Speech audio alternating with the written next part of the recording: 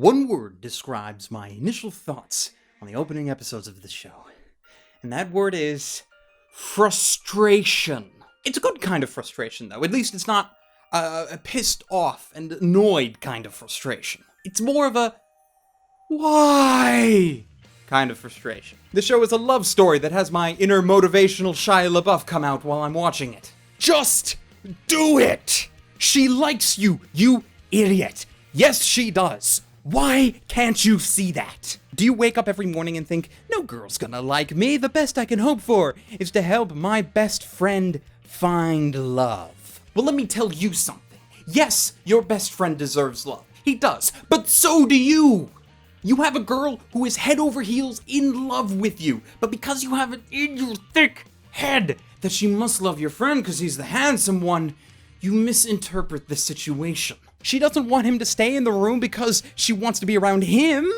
She wants him in the room because otherwise she would die of embarrassment from being alone with you. So just go out already. So I may have gotten ahead of myself a bit there. Ore Monogatari, or in English, My Love Story, is a slightly non-traditional romance wherein the lead male character, Goda, is a rather large guy, disproportionately large, jokes about King Kong large. But he's not a bully or in any way a bad guy. He's actually quite the teddy bear, but his looks give him a rather negative reputation. One of the depressing things about his life is that he keeps on having crushes on these girls who then turn around and ask out his best friend, the good-looking friend, which breaks his heart every time. But since his friend never actually goes out with any of them, they stay friends. Well, that's not the only reason, but I'm sure it helps. Now, the show is called a love story because on the train, Goda saves this young girl, Yamato, from a molester, instantly winning her admiration because that was such a cool thing for him to do. But because Goda is rather thick-headed, he never sees the signs of her interest, continuing under the assumption that, as usual, she just really likes his best friend, who just happened to be with them on the train. So, being the good friend that he is, he wants to make sure that they are all set up well and, have a happy relationship. And right here is the source of my frustration. Thankfully, this is not the entire show. If it was, I would have stopped watching it. Not because I dislike it, but because I would have thrown my monitor out the window. One of the reasons that I'm liking this show, though, is because it is straying from the norm. We are not spending the entire series asking the same old will they, won't they question. In fact, their relationship officially starts at the end of episode 3. What I can gather from the rest of the show is that it is going to be a scenario-based show wherein each new episode comes up with a new situation, probably everyday situations for the most part, but then shows us how this rather unique couple deals with said situation. Now, that is not to say that I am not prepared for certain things. While watching romance anime, I am prepared for certain things, certain major plot twists that are rather sad and depressing in nature. But just because I'm prepared for it doesn't mean that I actually want it to happen. I don't enjoy watching them.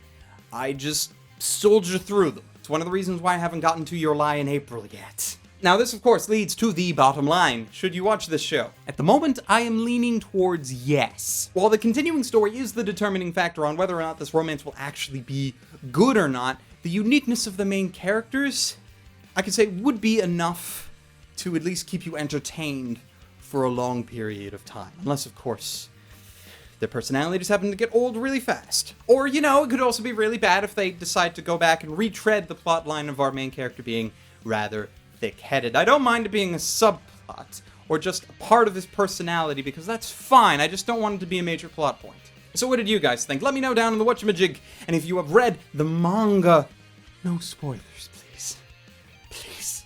Please! If this video has piqued your interest and you would like to watch the show, I would like to inform you that My Love Story, or a Monogatari, is available in North America for streaming on Crunchyroll. And if you go down to a link down in the description, crunchyroll.com/glassreflection, you can go and see free trial to their premium services and all the wonderful anime and awesomeness that it contains. See, I almost screwed that up.